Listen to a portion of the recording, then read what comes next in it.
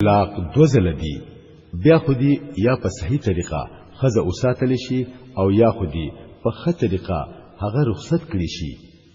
او د رخصت کولو په وخت کې تاسو له دا جایز نه دی چې تاسو هغوی له کم څه ورکړی دي دا غینه سو واپس واخلئ لیکن دا خبره چې خزه خاون دوه یریدل چې د الله په قانون باندې با قائم پاتې نشي دا پکې شامل نه ده کچری داسې وو چې تاسو یریدای چې هغوی دوه با د الله په حدونو قائم پاتې نشي نو کو هغوی دوه په خپل منځ کې دا معاملې وکړي چې خزه خپل خاوند لا سور کړي او ځان جدا کړي نو پدې کې څه ګناه نشته دا د الله مقرر شوی حدونه دي د دینه اخوا ما وړي او څوک چې د الله د حدونو نه اخوا وړي هغوی ظالمان دي بیا کچری د دویم ځل طلاق ورکولو نه رستو خاوند خزیلا په دریم ځل طلاق ورکړل نو هغه خزا دغه د پاره نه حلاليږي سیوا د دینه چې دغه خزا د بل سړي سره نکاح وکړي او بیا ورلا هغه طلاق ورکړي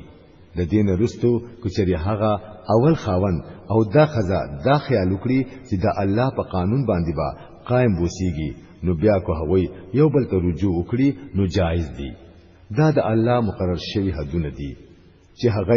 داغه خلقو د هدایت د پاره صفا بیانوي څوک چې د الله د حدونو ماتولو په انجام باندې پوهیږي او کله چې تاسو خذل طلاق ورکړي او داغوی عدت پوره کېدو ته نږدې شي نو یای په خطرېقه د ځان سره اوساتای او یای په خطرېقه رخصت کړئ خاص داغوی د تنگولو په غرض هغه په نکاح کې مره بندوي ځکه چې دا زیاتې دي او څوک چې داسې کوي هغه په حقیقت کې په خپل ځان ظلم کوي دا الله د آیاتونو نه لوبي مجوړوي دا هیر نکړي چې الله څومره لوی نعمت پتا سو باندې کړي دي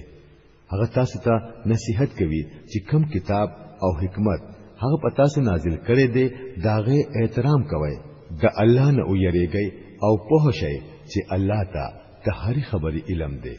او کله چې تاسو خپل خذل طلاق ورکړی او هغوی خپل عدت پوره کړی نو بیا تاسو هغوی د دینه ممنه کوي